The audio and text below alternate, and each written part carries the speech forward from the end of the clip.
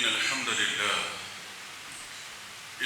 لله نحمده ونستعينه ونستغفره ونؤمن به ونتوكل عليه ونعوذ بالله من شرور أنفسنا ومن سيئات أعمالنا ومن يهده الله فلا مضل له ومن يضلل فلا هادي له وأشهد أن لا إله إلا الله وأشهد أن محمدًا عبده ورسوله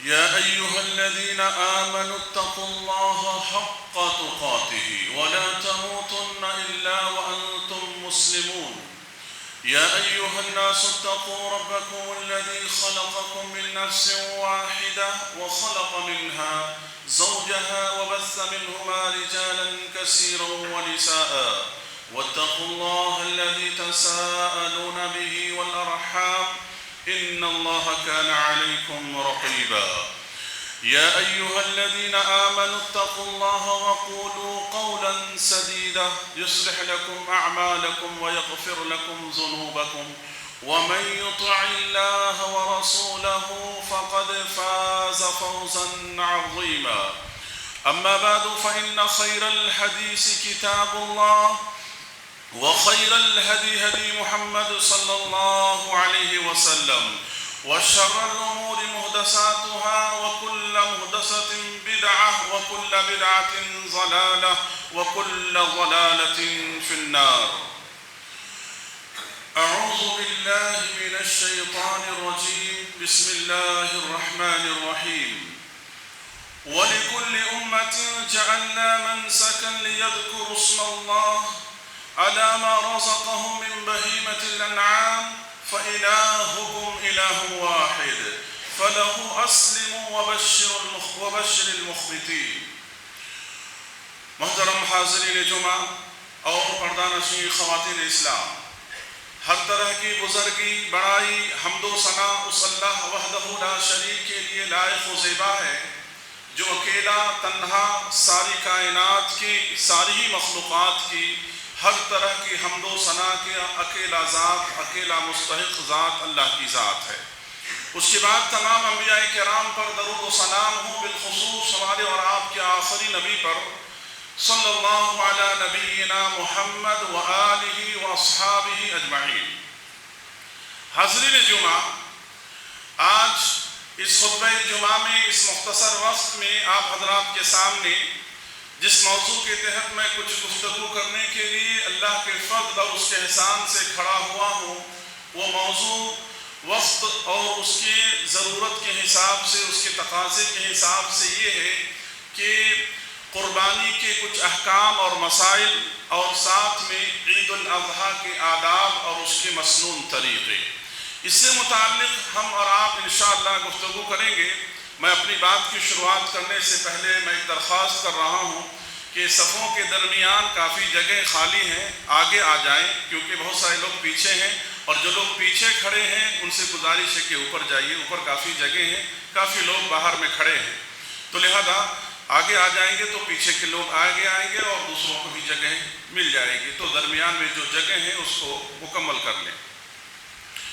محترم حضرات، آج ذی الحجہ کی ہمارے اعتبار سے یعنی ملک ہندوستان کی رویت کے اعتبار سے آج 7 تاریخ ہے اور سعودی عرب کے اندر آج 8ویں تاریخ ہے۔ آپ کو معلوم ہونی چاہیے کہ آج سے حج کے ارکان شروع ہو گئے ہیں، اور جو بھی خوش نصیب اللہ کے بندے اس سال حج کرنے کے لیے پہنچے ہوئے ہیں، آج وہ احرام باندھ کر باقاعدہ طور پر آج وہ لوگ مینا کے اندر ہیں اور کل وہ لوگ عرفہ کے اندر ہوں گے۔ اس طرح سے ان کے جو حج کے ارکان ہیں ان چیزوں کی شروعات اور ادائیگی وہ لوگ کرنے میں لگے ہوئے ہیں۔ اللہ سے دعا ہے کہ رب العالمین دنیا کے کونے کونے سے تیرے بندے جو حج کرنے کے لیے پہنچے ہوئے، اللہ ان کے حج کو قبول فرما اور ان کے لیے آسانیاں اور سہولتیں فرما، اور ہر طرح کی مسائل و مشکلات سے اللہ پوری سلطنت کی اللہ حفاظت فرما۔ اسی طرح سے اللہ تبارک و تعالی ہمیں بھی اور عالم اسلام کو بھی عید الاضحیٰ کی سعادتیں برکتیں اللہ تعالی ہم سب کو نصیب فرما، آمین۔ میرے بھائیوں، ابھی میں نے آپ حضرات کے سامنے سورۃ الحج کی ایک آیت کریمہ میں نے تلاوت کی ہے۔ آیت کا ترجمہ آسان سا یہ ہے، اللہ تبارک و تعالیٰ بیان فرما رہے ہیں کہ اور ہم ہر امت کے لیے ہم نے قربانی کے طریقے مقرر کیے ہیں تاکہ وہ ان جانوروں پر اللہ کا نام لیں جو اللہ نے انہیں دے رکھے ہیں۔ سمجھ لو کہ تم سب کا معبود ایک ہی ہے، معبود برحق صرف ایک ہے، وہ اللہ کی ذات ہے۔ تم سب اسی کے تابع فرمان ہو جاؤ۔ عاجزی کرنے والے، عاجزی اختیار کرنے والے کو آپ خوشخبری سنا دیں۔ میرے بھائیو، ابھی آپ کے سامنے جو آیت پڑھی گئی ہے، اس آیت کریمہ کے اندر اللہ تبارک و تعالیٰ نے قربانی کا تذکرہ کیا کہ یہ قربانی کا جو عمل ہے، یہ قربانی کی جو عظیم عبادت ہے، یہ عمل صرف اور صرف ایسا نہیں کہ اسی امت کو کرنے کا حکم دیا گیا، بلکہ اللہ تبارک و تعالیٰ نے اس سے پہلی امتوں کے اندر بھی اس کا سلسلہ اور اس کا حکم اللہ رب العالمین نے باقی رکھا تھا۔ قربانی کا حکم دیتے ہوئے اللہ رب العالمین نے کہا کہ قربانی کا سب سے بڑا میسیج کیا ہے، قربانی سے سمجھنے کی جو چیز ہے وہ کیا ہے۔ اللہ تبارک و تعالیٰ نے کہا کہ قربانی سے سمجھنے کا سب سے اہم میسیج یہ ہے کہ تم سب کا معبود ایک ہے، تم سب کا رب ایک ہے۔ عقیدہ توحید کا پیغام دیا جا رہا ہے، عقیدہ توحید کو سمجھایا جا رہا ہے اور کہا جا رہا ہے فَإِلَٰهُكُمْ إِلَٰهٌ وَاحِدٌ، لوگو سنو، تم سب کا رب ایک ہے، تم سب کا معبود ایک ہے، اس کا کوئی شریک نہیں، اس کا کوئی پارٹنر نہیں۔ اور اسی طرح سے حج کے تعلق سے حج کے جتنے بھی احکام ہیں، جتنی بھی عبادتیں حج میں کی جاتی ہے، جتنی بھی دعائیں حج کے اندر پڑھی جاتی ہے، ان تمام کے اندر اگر آپ غور کریں گے تلبیہ سے لے کر کے تمام کے اندر آپ دیکھیں گے توحید کا پیغام ہے، ایک ہی پیغام ہے، وہ توحید کا پیغام ہے۔ عرفہ کے میدان میں جس دعا کو سب سے افضل الذکر قرار دیا گیا، اس میں کیا کہا گیا؟ یہی پیغام دیا گیا، لا الہ الا اللہ وحدہ لا شریک لہ لہ الملک ولہ الحمد وہو علی کل شیء قدیر۔ نبی کریم صلی اللہ علیہ وسلم نے اس کو افضل الذکر کہا اور کہا کہ مجھ سے پہلے جتنے انبیاء اس دنیا میں آئے انہوں نے اس دن کو یہی دعا پڑھا۔ تو لہذا معلوم ہوا کہ حج کرنے والوں کے لیے بھی توحید کا پیغام ہے اور حج کے میدان سے جو لوگ باہر ہیں ان دنیا والوں کے لیے بھی یہی اللہ کا پیغام ہے۔ تو میرے بھائیوں، قربانی کے تعلق سے ہم دیکھتے ہیں کہ اس عظیم عمل اور اس عظیم عبادت کو اللہ تبارک و تعالیٰ نے قرآن مجید کے اندر مختلف آیتوں میں نماز کے ساتھ جوڑ کر کے اللہ رب العالمین نے بیان فرمایا ہے۔ اللہ تبارک و تعالیٰ نے ارشاد فرمایا نبی کریم صلی اللہ علیہ وسلم کو خطاب کرتے ہوئے، اِنَّا أَعْطَيْنَاكَ الْكَوْثَرَ فَصَلِّ لِرَبِّكَ وَانْحَرْ۔ اے نبی کریم صلی اللہ علیہ وسلم، ہم نے آپ کو خیر کثیر عطا کیا ہے، لہذا آپ نماز پڑھیے، فَصَلِّ لِرَبِّكَ وَانْحَرْ، اور اپنے رب کے لیے قربانی کیجیے۔ اور اتنا ہی نہیں بلکہ اللہ تبارک و تعالیٰ نے دوسری جگہ پر بیان فرمایا، قُلْ إِنَّ صَلَاتِي وَنُسُكِي وَمَحْيَايَ وَمَمَاتِي لِلَّهِ رَبِّ الْعَالَمِينَ۔ اے نبی کریم صلی اللہ علیہ وسلم، آپ کہہ دیجئے کہ میری قربانی، میرا جینا، میرا مرنا، میری تمام کی تمام چیزیں کس کے لیے ہیں؟ اللہ رب العالمین کے لیے ہے۔ تو معلوم یہ ہوا کہ قربانی کی عظیم عبادت کو اللہ تبارک و تعالیٰ نے ذکر کیا ہے اپنی کتاب عظیم یعنی قرآن مجید کے اندر۔ اور نبی کریم صلی اللہ علیہ وسلم کی احادیث کو ہم دیکھتے ہیں تو معلوم ہوتا ہے کہ اللہ کے رسول صلی اللہ علیہ وسلم نے ہر سال قربانی کیا، صحابہ کرام نے قربانی کیا، بلکہ اللہ کے رسول صلی اللہ علیہ وسلم نے تو ایک مرتبہ امت کا درد لیے ہوئے اللہ کے رسول صلی اللہ علیہ وسلم نے ایک مرتبہ ایک جانور آپ نے قربان کرتے ہوئے کہا کہ یہ میری امت کے ان لوگوں کی طرف سے اللہ میں اس جانور کو قربان کر رہا ہوں جو غریب ہیں، جو نادار ہیں، جو قربانی کرنے کی سکت نہیں رکھتے ہیں، اللہ میں ان کی طرف سے اس جانور کو قربان کر رہا ہوں۔ اور اللہ کے رسول صلی اللہ علیہ وسلم نے حجۃ الوداع کے موقع پر آپ نے 100 اونٹ قربان کیے، جس میں حضرت علی رضی اللہ عنہ کے ساتھ مل کر کے اپنے ہاتھ سے آپ نے 63 یعنی 63 اونٹ آپ نے قربان کیے۔ اس سے علامہ ابن قیم رحمۃ اللہ علیہ نے بیان فرمایا، رحمہ اللہ نے بیان فرمایا کہ 63 اونٹ قربان کرنے کا مطلب یہ تھا کہ آپ صلی اللہ علیہ وسلم کی عمر بھی 63 تھی، اور اس سے یہ پیغام دیا جا رہا تھا کہ لوگوں، میں اب دنیا سے جانے والا ہوں، میں اب رخصت ہونے والا ہوں۔ اور حقیقت یہی تھا کہ اسی وقت اللہ تعالیٰ نے، اسی حج میں اللہ تعالیٰ نے دین کو مکمل ہونے کا اعلان کرتے ہوئے عرفہ کے میدان میں اللہ نے کہا الیوم اکملت لکم دینکم واتممت علیکم نعمتی ورضیت لکم الاسلام دینا۔ دین کو مکمل کر دیا گیا، صرف ایک حج کا رکن تھا جو باقی تھا، اور اس عمل کے ذریعے سے اللہ کے رسول صلی اللہ علیہ وسلم کے اس عمل کے ذریعے سے دین کو مکمل اور کامل قرار دے دیا گیا۔ میرے بھائیو، اللہ کے رسول صلی اللہ علیہ وسلم اپنی زندگی کے اندر یعنی قربانیوں کا اہتمام کیے، اور اللہ کے رسول صلی اللہ علیہ وسلم نے ان تمام چیزوں کے تعلق سے حکم بھی دیا۔ اب سوال یہ پیدا ہوتا ہے کہ قربانی کا حکم کیا ہے؟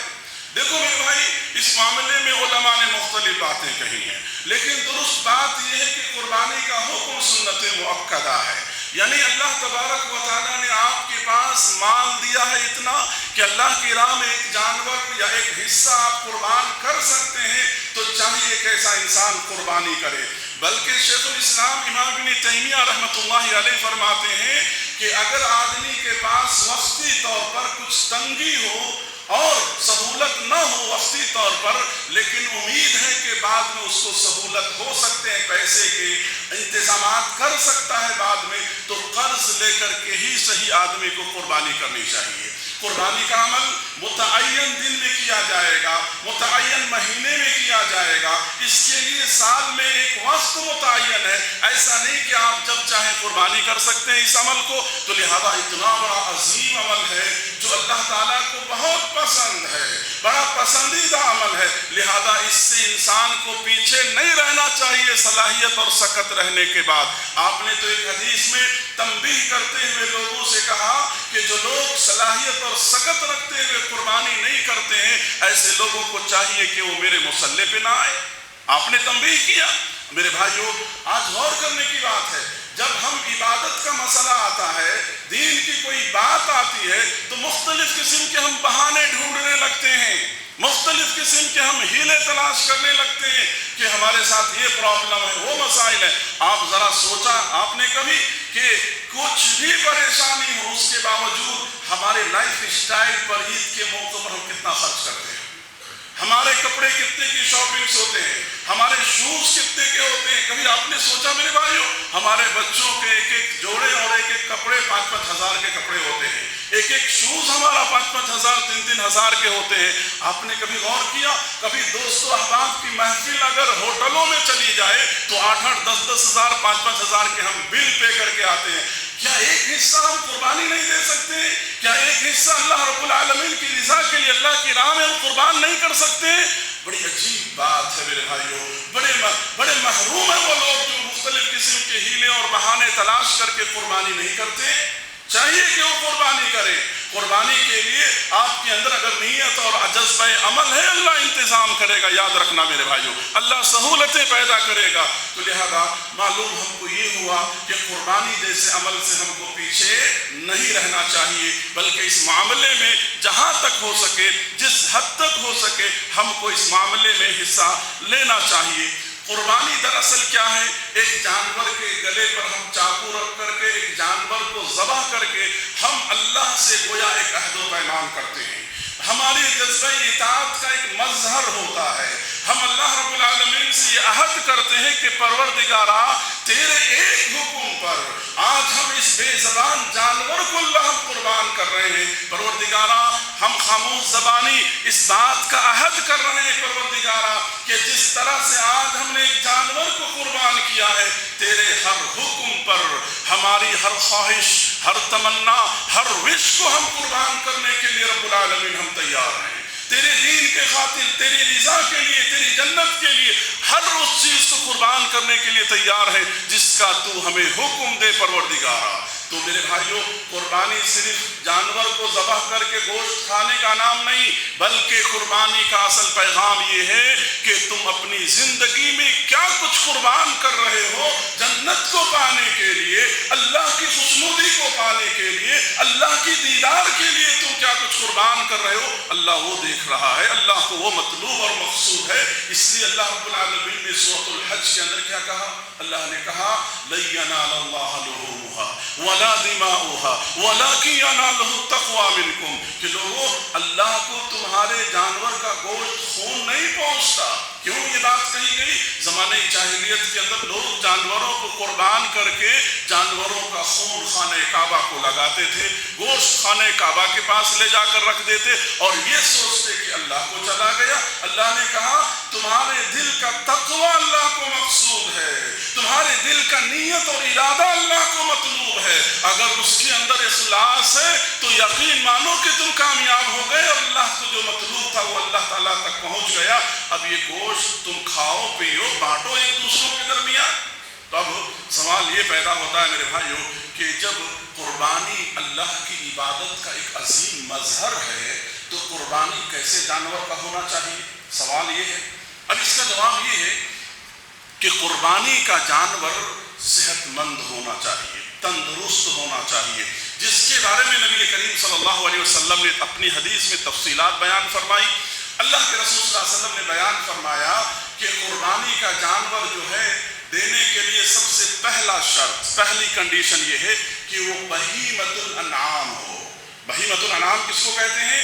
بہیمۃ الانعام پالتو جانور کو کہا جاتا ہے، جس کو پالتے ہیں، پیٹ جسے کہا جاتا ہے، یعنی پالتو جانور، یعنی جس کے اندر گائے ہے، بکرا ہے، اسی میل فیمیل دونوں اس کے اندر شامل ہے، اسی طرح سے اونٹ ہے اور اسی طرح سے بھیڑ ہے۔ یہ چار جانور ہیں جس کا میل اور فیمیل آپ ان میں سے کسی بھی جانور کو قربان کر سکتے ہیں۔ اس کے علاوہ حلال جانور تو بہت ہے دنیا کے اندر، لیکن اس کی قربانی نہیں ہوتی۔ اگر کوئی آدمی جنگل سے کسی جانور کو پکڑ لائے، جنگل سے کسی جانور کو لے آئے اور اس کو قربانی کرتا ہے، اس کی قربانی نہیں ہوتی، بلکہ بہیمۃ الانعام کا ہونا ضروری ہے۔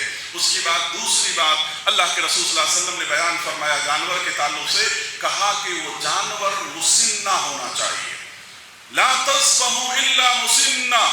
کیا مطلب ہے اس کا؟ کہ تم اس جانور کو ذبح نہ کرو جس کے دانت ابھی نہیں آئے، یعنی دتا ہوا ہونا چاہیے۔ دتا ہوا ہونے کا مطلب یہ ہے کہ جانور کے دودھ کے جو دانت ہے وہ جھڑ جائیں، وہ ٹوٹ جائیں اور اصل دانت دودھ کی جگہ پر آ جائیں، اس دانت کے ٹوٹ کر کے وہ دانت آ جائیں۔ لہذا اللہ کے رسول صلی اللہ علیہ وسلم نے کہا بکرے کے لیے، بکریوں کے لیے اس کی عمر آپ نے کہا کہ 1 سال۔ 1 سال میں عام طور پر اس کے دودھ کے دانت ٹوٹ کر کے اس کے اصلی دانت آ جاتے ہیں، تو لہذا اس سے کم عمر کا جانور نہ ہو۔ اگر بکری دے رہے ہو تو 1 سال کا ہونا چاہیے، 1 سال سے کم ہے، 9 مہینے کا ہے، 10 مہینے کا، اس کو قربانی نہیں کر سکتے ہیں آپ۔ 1 سال آپ نے کہا۔ اسی طرح سے آپ نے کہا گائے کے لیے 2 سال۔ 2 سال کے اندر سمجھیے اس کے دانت آتے ہیں، 2 سال سے کم کا ہے، وہ دتا ہوا نہیں ہے، مسنہ نہیں ہے، آپ نے منع کیا۔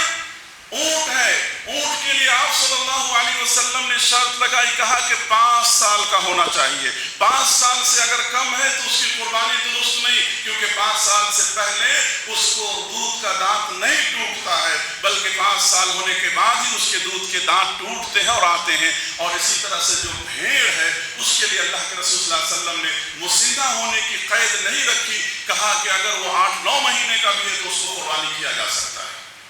تو معلوم یہ ہوا کہ مسنہ جانور، دیکھو میرے بھائی، ہم اور آپ اتنی عظیم عبادت کو انجام دینے جا رہے ہیں، پیسہ خرچ کرتے ہیں، ہزاروں روپیہ ہم خرچ کرتے ہیں، لہذا جانور خریدتے ہوئے آپ دیکھو کہ وہ مسنہ ہے یا نہیں، کیونکہ آپ نے اگر جو مسنہ یعنی دتا ہوا جانور نہیں آپ نے لے لیا، قربان کر دیا، آپ کو جو ثواب ہی نہیں ملا، کیا فائدہ؟ تو لہذا آپ ان چیزوں کا دھیان رکھیں، اللہ کے رسول صلی اللہ علیہ وسلم نے جو بات کہی ہے۔ اسی طرح سے آپ صلی اللہ علیہ وسلم نے ان جانوروں کو قربان کرنے سے منع کیا جس جانور کے اندر عیب ہوتا ہے۔ آپ نے کہا کہ جو جانور بیمار ہے، جس کی بیماری ظاہر ہو رہی ہے، معلوم پڑ رہا ہے، ایسے جانور کو قربان نہیں کرنا۔ آپ نے کہا کہ جو جانور لنگڑا ہے، لنگڑ کے چل رہا ہے، ایسے جانور کو قربان نہیں کرنا۔ آپ نے کہا ایسا جانور جو آنکھ کا کاڑا ہے، ایک آنکھ سے دیکھ رہا ایک آنکھ سے نہیں دیکھ رہا، ایسے جانور کو قربان نہیں کرنا۔ آپ نے کہا جس جانور کے جسم میں گوشت نہیں خالی ہڈی ہے، ایسے جانور کو قربان نہیں کرنا، بلکہ قربانی صحت مند اور تندرست اور فروا جانور کو کریں۔ لہذا جب آپ مارکیٹوں میں جاتے ہیں جانور خریدنے کے لیے، وہاں جانور کے کان کو دیکھیں، سینگ کو دیکھیں، پیر کو دیکھیں، اس کو چلا کر دیکھیں، بھگا کر آپ دیکھیں۔ ایسا نہیں کہ آپ لے لیں اور بعد میں آنے کے بعد آپ کے ساتھ مسئلہ ہو جائے، بھئی یہ پرابلم ہے وہ پرابلم ہے۔ تو لیتے ہوئے ان تمام چیزوں کو آپ دیکھیں، ان تمام چیزوں کو سامنے رکھیں۔ میرے بھائیوں، اب ہم بات یہاں تک سمجھ گئے، ہم کو ہمارے علم میں یہ بات اعادہ ہو گیا کہ جانور کیسے ہونے چاہیے اور کن جانوروں کو ہمیں قربانی نہیں کرنی چاہیے، بات یہاں تک ہوئی۔ اب قربانی کا وقت کیا ہے، قربانی کب کریں گے، ایک سوال ہوتا ہے۔ تو قربانی کا وقت جو ہے، جیسے کہ اللہ رب العالمین نے کہا ایام المعلومات، ایام المعلومات سے مراد اہل علم نے مفسرین نے بیان فرمایا یوم النحر، یعنی 10ویں ذی الحجہ، اور اسی طرح سے 11، 12 اور 13 تاریخ، یعنی 13 ذی الحجہ کی مغرب سے پہلے تک آپ عید کی نماز کے بعد، عید کی نماز سے پہلے اگر کوئی قربانی کرتا ہے وہ قربانی نہیں بلکہ عام جانور کے ذبح کرنے کی طرح ہے۔ لہذا یاد رکھو میرے بھائیوں، قربانی کا جانور عید کی نماز کے بعد ہی قربان ہونا ہے۔ عید کی نماز کے بعد 10ویں ذی الحجہ سے لے کر کے 13ویں ذی الحجہ کی مغرب سے پہلے تک آپ رات میں، دن میں، صبح میں، شام میں، جب چاہیں آپ قربان کر سکتے ہیں۔ اس کے لیے کوئی کنڈیشن نہیں ہے، کسی بھی وقت آپ قربان کر سکتے ہیں جانور کو۔ اب جانور قربان کرنے کی بات آئی تو اب معلوم یہ ہوا کہ ہم جو جانور قربان کر رہے ہیں کس جانوروں میں کیا حصے ہوتے ہیں، اس کی بھی وضاحت کروں میں۔ تو دیکھیے، ایک بکرا جو ہوتا ہے پورے گھر والوں کی طرف سے ہوتا ہے، اس میں کوئی حصہ نہیں ہے۔ حضرت ایوب انصاری رضی اللہ عنہ بیان کرتے ہیں کہ اللہ کے رسول صلی اللہ علیہ وسلم کے زمانے میں ہم ایک فیملی کی طرف سے ایک بکرا قربان کرتے تھے۔ میرے بھائیوں، ایک فیملی کے اندر 10 آدمی ہو، 5 آدمی ہو، 20 آدمی ہو، سارے کے سارے لوگ اس کے اجر و ثواب میں برابر کے شریک ہیں، یہ بات یاد رکھیں۔ اسی طرح سے جو گائے ہے اس کے اندر 7 حصے ہیں۔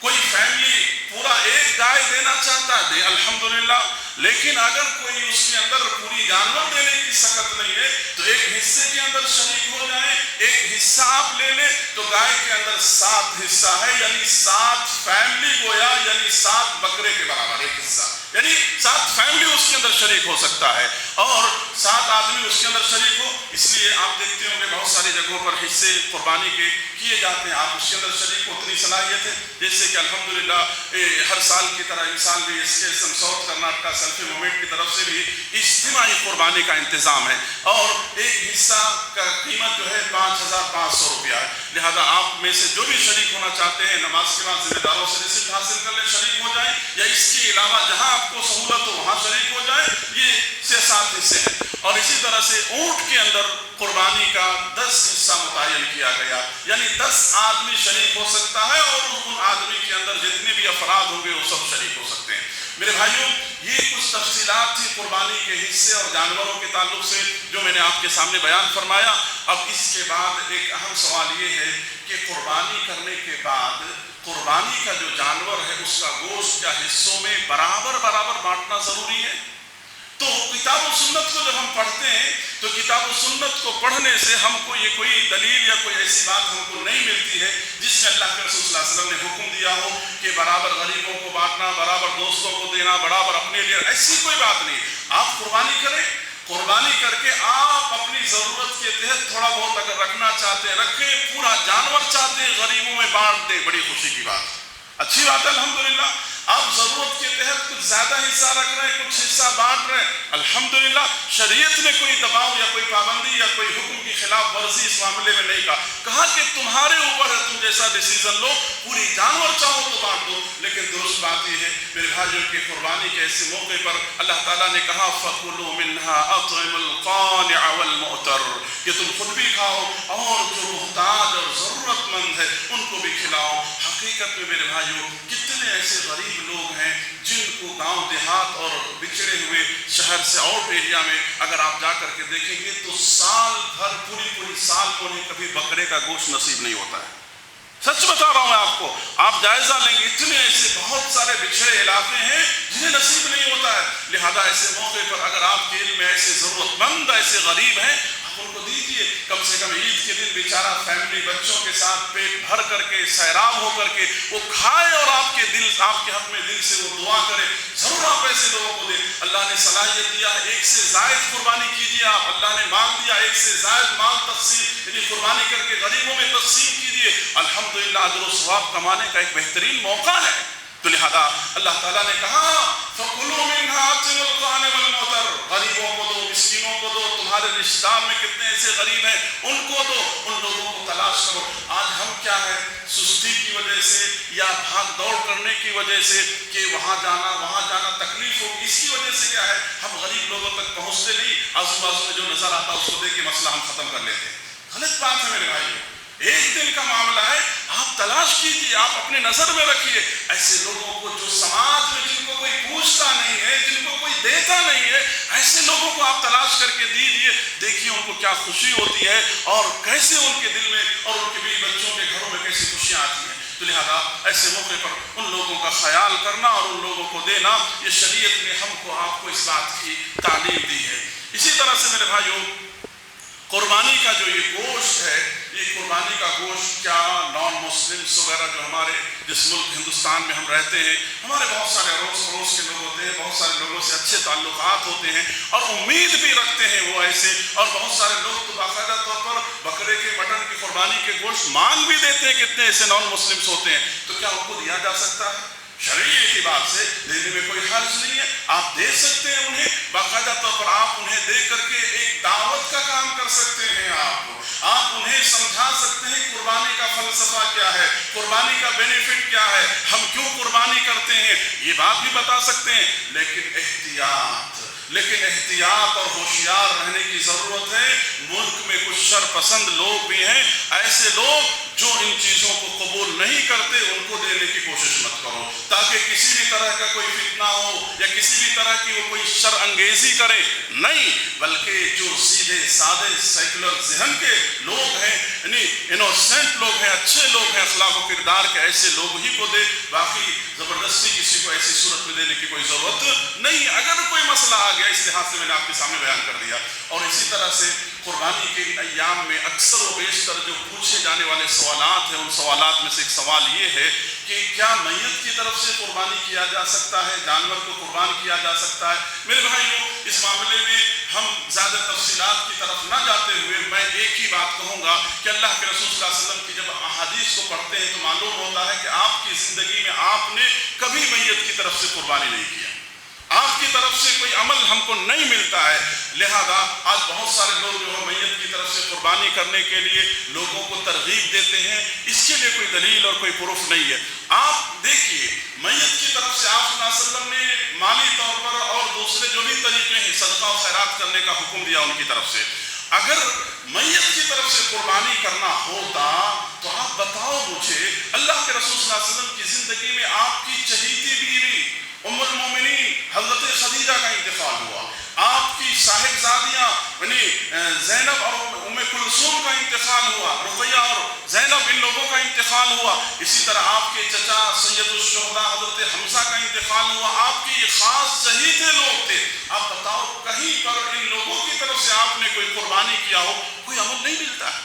جب اللہ کے رسول کے زمانے میں صحابہ کی زندگی میں جب نہیں ملتا ہے، یہ عہد رسالت کے بعد یہ سارے کے سارے کام شروع ہوئے، لہذا آپ جو صحیح اور درست مسنون عمل ہے وہ کریں، لہذا ان کی طرف سے قربانی نہیں ہے۔ لہذا قربانی جو اولاد یا جو بچے جو بھی کرتے ہیں اللہ تبارک و تعالیٰ انشاءاللہ اجر و ثواب انہیں پہنچائے گا، لیکن فی نفس ان کی طرف سے کوئی مستقل طور پہ جانور قربان کرنا ایسا کوئی عمل اللہ کے رسول صلی اللہ علیہ وسلم کی زندگی سے ہم کو دیکھنے کو نہیں ملتا ہے۔ میرے بھائیوں یہ کچھ قربانی کے متعلق کچھ آداب تھے۔ قربانی کا جو جانور ہے اس قربانی کے جانور کو ذبح کرتے ہوئے کچھ باتوں کا آداب اور خیال رکھیں۔ سب سے پہلی بات یہ ہے کہ قربانی کے آداب میں سے سب سے پہلا ادب یہ ہے کہ ہمارا نیت درست ہو. نیتوں کے اندر دکھاوا، شوبازی، یہ تمام کی تمام چیزیں نہیں ہونی چاہیے. ان تمام چیزوں سے اللہ تعالیٰ نے اجتناب کرنے کا حکم دیا، اور اللہ نے کہا مخلصین لہ الدین. ایک چیز یہ ہو گیا. اور دوسری بات یہ ہے کہ قربانی جو ہم کرتے ہیں تو قربانی کرتے ہوئے اپنے چاقو کو ہم تیز کر لیں. اسلام کیسا دین ہے دیکھو، جانور کے جذبات کا بھی خیال کرنے کا ہمیں حکم دیتا ہے. کہا گیا کہ ایک جانور جس کو تم قربان کرنے جا رہے ہو، اپنے چاقو کو تیز کر لو کہ اسے زیادہ تکلیف نہ ہو. یہاں تک کہ شریعت نے کہا کہ ایک جانور کو کھڑا کر کے دوسرے جانور کو مت کاٹو. یہ اسلام ہے. اللہ اکبر. کہاں گئے وہ لوگ جو اسلام کو کہتے ہیں کہ دہشت گردی کی تعلیم دیتا ہے؟ جو اسلام جانوروں کے ساتھ حسن سلوک کی تعلیم دے، وہ بے گناہ لوگوں کو مارنے کی تعلیم کہاں سے دے سکتا ہے؟ اللہ اکبر. لہذا کہا کہ ایک جانور کے سامنے دوسرے جانوروں کو قتل کر کے، یعنی ذبح کر کے اس کو تکلیف مت دو، اس کے جذبات کا خیال رکھو، چاقو تیز کرو. اور قربانی کرتے ہوئے بسم اللہ اللہ اکبر دائیں پہلو لٹا کر کے کرو. جو آدمی جانور کو قربان کرتے ہوئے بسم اللہ نہیں کہتا ہے، وہ گوشت کھانا حلال نہیں. اللہ تبارک و تعالیٰ نے قرآن مجید کے اندر بیان فرمایا کہ جس جانور پر جان بوجھ کر کوئی اللہ کا نام نہیں لیتا ہے، وہ جانور کا گوشت جائز نہیں ہے تمہارے لیے. لہذا کبھی انسان بھول گیا، وہ ایک الگ مسئلہ ہے، لیکن عمدن کبھی ایسا عمل کرنے والے کے ہاتھ کا کیا ہوا قربانی انسان نہیں کھائے گا، وہ جانور ہی درست نہیں ہوگا. تو لہذا بسم اللہ اللہ اکبر کہیں، اور جس کی طرف سے قربانی دی جا رہی ہے اس کا نام بھی لیں. بسم اللہ اللہ اکبر. اللہم تقبل من فلاں عبداللہ، عبد الرحمن، آمنہ، فاطمہ، جو بھی ہیں آپ وہاں پر نام ذکر کریں. اسی طرح سے قربانی اگر کوئی خاتون، کوئی عورت اگر کرنا چاہتی ہے، کوئی لیڈیز کرنا چاہتی ہے، شریعت نے اجازت دیا. کسی خاتون کے اندر اتنی ہمت ہے، شوق ہے کہ میں اپنے ہاتھ سے اپنے جانور کو قربان کروں، شریعت نے اجازت دیا ہے. عہد رسالت میں باقاعدہ بعض صحابیات تھے جنہوں نے قربانی کیے ہیں، تو لہذا اس میں کوئی حرج نہیں، یا اس کو کوئی برا نہ سمجھے کہ عورت نے قربانی کیا، ایسی کوئی بات نہیں ہے. میرے بھائیو، اسی طرح سے قربانی کے تعلق سے آخری بات میں یہ کہوں گا کہ میرے بھائیو، مذہب اسلام، جس اسلام کے ہم ماننے والے ہیں، اس اسلام نے ہم کو پاکی صفائی کی تعلیم دی ہے. قربانی جہاں ہم کرتے ہیں وہاں پر پاکی صفائی کا لحاظ رکھیں. ہمارا اسلام کہتا ہے الطہور شطر الایمان، باقی صفائی آدھا ایمان ہے. اور ابتدائی وحی میں جب نبی اللہ کے رسول صلی اللہ علیہ وسلم بنائے گئے تھے، شروعات میں اللہ کے رسول صلی اللہ علیہ وسلم کو باقی صفائی اپنانے کا حکم دیا گیا، اور کہا گیا وَثِيَابَكَ فَطَهِّرْ، آپ اپنے کپڑوں کو پاک صاف رکھیں. تو جو اسلام ابتدائی دور میں پاکی صفائی کا حکم دیتا ہو تو اس کے ماننے والوں کو کتنا پاک صاف رہنا چاہیے. دوسرے مذہب کی عید اور ہمارے مذہب کی عید میں یہی فرق ہے کہ ہمارے مذہب کی مذہبی عید میں ہم کسی کو اپنی ذات سے تکلیف نہیں دیتے، کوئی طرح کی ہم پالیشن نہیں کرتے، کسی بھی طرح سے گندگی نہیں پھیلاتے. ہماری تمام تر چیزیں پاک صاف ہوتی ہے. لہذا قربانی کے گوشت کو کہیں پھینک دینا، اس کی گندگی کو کہیں پر پھینک دینا، کسی بھی طرح سے ایسی کوئی حرکت میرے بھائی ہرگز نہ کرے. جہاں جس جگہ پر اس گندگی کو رکھنے کے لیے حکومتی سطح پر میونسپلٹی والوں نے انتظام کیا ہے، وہاں پر اس گندگی کو آپ پہنچائیں. یا اسی طرح سے آج کل ایک بڑی تعداد سلیب سسٹم ہے، فلائٹوں میں لوگ رہتے ہیں جہاں نان مسلم بھی ہوتے ہیں، کرسچن بھی ہوتے ہیں، غیر بھی ہوتے ہیں. ایسے جگہوں پر بھی ہم کو اس بات کا لحاظ رکھنا چاہیے کہ ہم کسی بھی طرح سے اپنی ذات سے کسی کو تکلیف نہ دیں. تو پاکی صفائی کا خیال رکھتے ہوئے آپ قربانی کریں. ایسا نہ ہو کہ آپ قربانی ایک طرف کر رہے ہیں اور دوسری طرف اپنی ذات سے دوسروں کو تکلیف دے رہے ہیں، تو پھر فائدہ کیا؟ پھر ہم گنہگار ہو جائیں گے اور اللہ رب العالمین کے پاس ہماری مصوریت ہوگی. لہذا ان باتوں کا خیال کرتے ہوئے میرے بھائیوں، قربانی کی عبادات کو آپ انجام دیں. اور اسی طرح سے ایک اہم بات یہ ہے کہ ہم اور آپ 9ویں ذی الحجہ کا روزہ رکھنا نہ بھولیں. 9ویں ذی الحجہ کا روزہ ہرگز رکھنا نہ بھولیں. اللہ کے رسول صلی اللہ علیہ وسلم سے ابو قتادہ اور دوسرے صحابہ نے اس بات کو روایت کیا ہے کہ 9ویں ذی الحجہ کا جو روزہ ہے ہم اپنے ملک کے اعتبار سے اس کو رکھیں، اس میں کوئی کنفیوژن نہیں ہے. باقی نفلی روزے کے طور پر اگر کوئی ایام روزے رکھ رہے تھے، کیونکہ احب الاعمال ہے، سب سے پسندیدہ عمل ہے ابتدائی 10 دن اللہ رب العالمین کے پاس، تو لہذا ہم 9ویں ذی الحجہ کا روزہ رکھیں. اس کا اجر و ثواب یہ ہے، اللہ کے رسول صلی اللہ علیہ وسلم نے بیان فرمایا کہ اللہ تعالیٰ اس کے ذریعے سے تمہارے اگلے اور پچھلے گناہوں کو اللہ رب العالمین معاف فرما دیتا ہے. मालूम नहीं आने वाले वक्त में हमारी ज़िंदगी होगी या नहीं होगी, मालूम नहीं। तो लिहाजा हमको अल्लाह ने मौका दिया है, तो हर कोई कोशिश करे कि इंशाअल्लाह हम रोज़ा रखेंगे, रोज़ा रखने की कोशिश करें, रोज़ा को मत छोड़ें। और इसी तरह से अय्याम तशरीक के अंदर जो है और उसके अलावा जो है चलते फिरते उठते बैठते तकबीरात का एहतमाम करें, तकबीरात कसरत से कहें, चलते फिरते आते जाते। आपने कहा खाने पीने के दिन है, खाओ पियो और तकबीरात का एहतमाम करो। तो हम इन्हीं सारी बातों पर अपनी बात को ख़त्म करते हुए अल्लाह रब्बुल आलमीन से दुआ करते हैं कि रब्बुल आलमीन हमने जो कुछ भी बातें किताब व सुन्नत की रोशनी में आपके सामने कुर्बानी के मसाइल से मुताल्लिक़ याद दहानी के तौर पर हमने रखा है, अल्लाह से हम दुआ करते हैं कि रब्बुल आलमीन इन तमाम बातों को सामने रख करके मसनून तरीके से हमारी इस कुर्बानी को अंजाम देने की अल्लाह तौफीक नसीब फरमा। और हर तरह के दिखावे शौकबाजी से इन तमाम चीज़ों से अल्लाह रब्बुल आलमीन हमारी हिफाजत फरमा। आमीन। अक़ूलु क़ौली हाज़ा अस्तग़फ़िरुल्लाह ली व लकुम।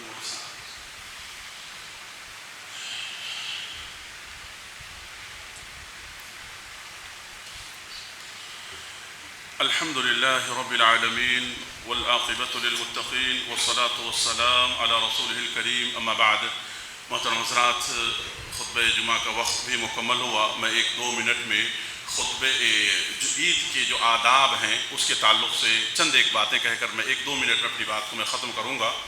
सबसे पहली बात ये है कि अल्लाह के रसूल सल्लल्लाहु अलैहि वसल्लम का ये सुन्नत अमल रहा है कि ईद उल अज़हा के अंदर यानी ईद क़ुरबान के अंदर अल्लाह के रसूल सल्लल्लाहु अलैहि वसल्लम जो है ईद के लिए आप तैयार होते, गुस्ल और पाकी सफाई का अहतमाम करते और जो उम्दा और अच्छा और बेहतर लिबास होता उसका इस्तेमाल करते। तो लिहाजा आप में से हम में से जिसके पास भी अल्लाह ने सलाहियत दिया है जो उम्दा कपड़ा है उसको पहने या नया लिबास ले, अल्लाह ने सलाहियत दिया है, इसमें कोई हर्ज नहीं है।